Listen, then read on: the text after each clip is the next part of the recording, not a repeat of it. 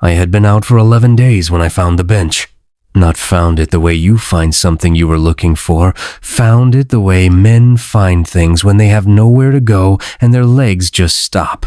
A green iron bench on the east side of Millbrook Park in Columbus, Ohio, beside a concrete path and a half-frozen fountain that the city hadn't bothered to drain before November arrived. I sat down. I had $214 in a state-issued envelope. A duffel bag with 3 changes of clothes, a toothbrush, and a folder of documents that proved I existed.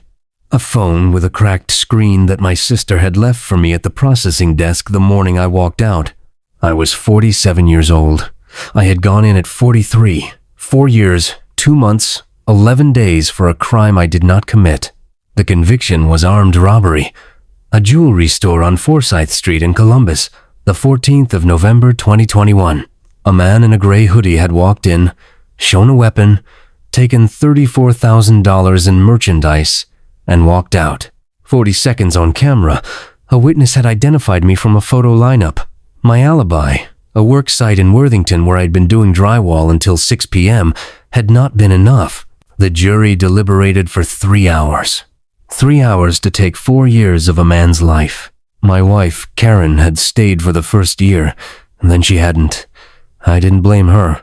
I blamed the system that put her in that position. My contracting business, 12 employees, 15 years of work, had dissolved inside 6 months without me there to hold it together. My house went to back taxes and legal fees. So when I sat down on that bench on a Tuesday morning in November 2025, I was not a man who had lost everything at once. I was a man who had watched everything leave, slowly, piece by piece, through a scratched plexiglass window for 4 years, powerless to stop any of it. I sat on that bench for a long time. The old man sat down at 11:23 a.m. I know the time because I was watching a pigeon and checking my phone to avoid thinking about lunch, which I couldn't afford. He was 80, maybe older, thin, deliberate in his movements, wearing a heavy wool coat the color of pine needles. He carried a canvas bag and a thermos, and the particular composure of a man who had been old long enough to be comfortable with it. He sat at the far end of the bench, poured coffee from his thermos, watched the fountain. Then he turned and looked at my face. Not a glance. A look. Long. Specific.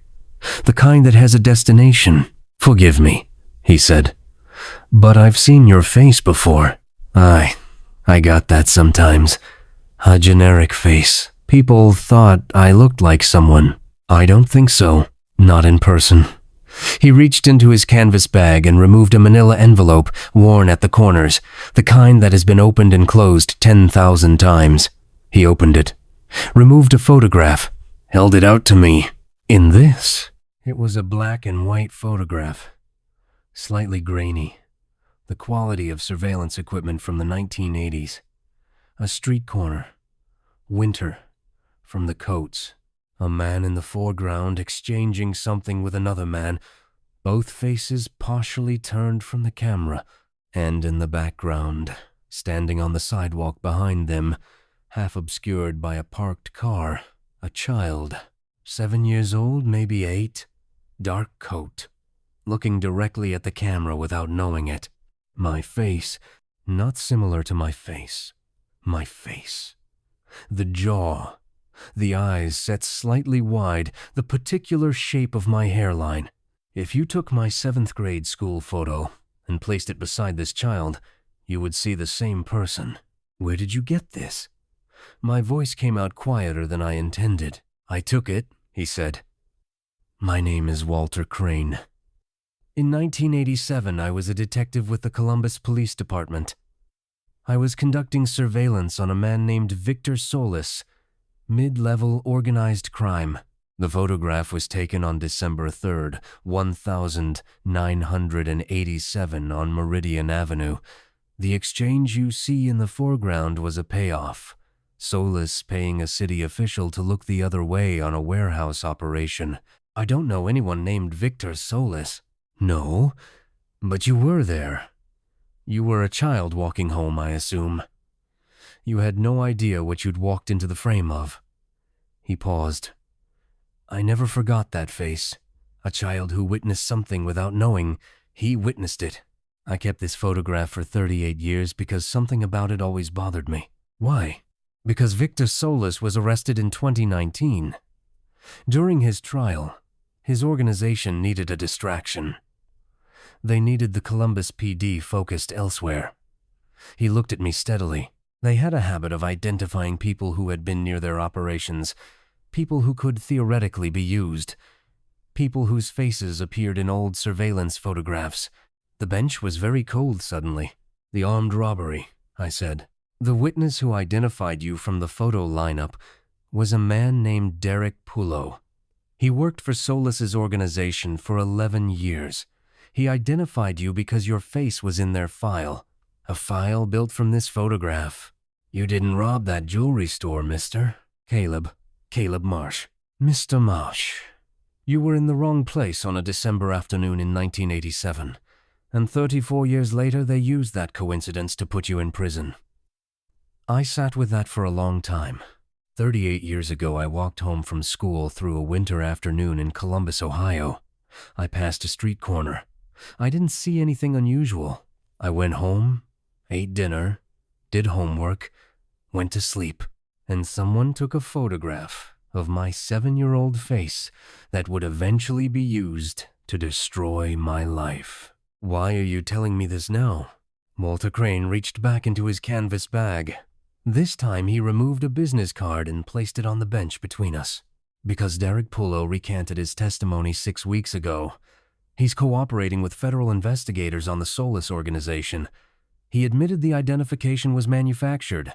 The Conviction Integrity Unit at the Franklin County Prosecutor's Office has been looking for you since you were released. They have been unable to locate you." He tapped the business card. "A name, a direct number. These people owe you everything, Mr. Marsh. 4 years, a business, a marriage, a life, and they know it." He stood, collected his thermos, his canvas bag. "I have carried that photograph for 38 years, wondering what happened to that child on the sidewalk. I came to this park every Tuesday morning for 30 years because it was my routine, and old men don't change their routines." He looked at me one last time. "I am very glad you sat on this bench today." Then he walked away down the concrete path, and I sat there alone holding a business card and a 38-year-old photograph of my own face. I called the number at 12:04 p.m. The prosecutor answered on the second ring. When I said my name, she went silent for 3 seconds. Then, "Mr. Marsh, we've been looking for you." 7 months later, the state of Ohio vacated my conviction. The compensation covered 4 years of wrongful imprisonment, lost income, everything. I won't tell you the number. I'll tell you it was enough to start again. Completely. On my own terms. I called Karen just to tell her it was over. We said goodbye like two people who had loved each other in a life that no longer existed. The only honest way to say it. I reopened my contracting business in August. Same neighborhoods, same hands, built from the same nothing. Walter Crane came to the reopening. I hadn't asked him. He just appeared. Wool coat, thermos, folding chair. Afterward, I asked him why he really kept that photograph for 38 years. He said, "The criminals have lawyers. The officials have lawyers. The child on the sidewalk goes home and eats dinner and nobody thinks about him again." I thought about him. I thought about you. For 38 years. Some things take 38 years to mean what they were always going to mean. The worst thing that ever happened to me was built from a moment I don't even remember. A walk home from school, a street corner, a parked car, and the thing that gave it all back was another Tuesday, another bench, another stranger who sat down.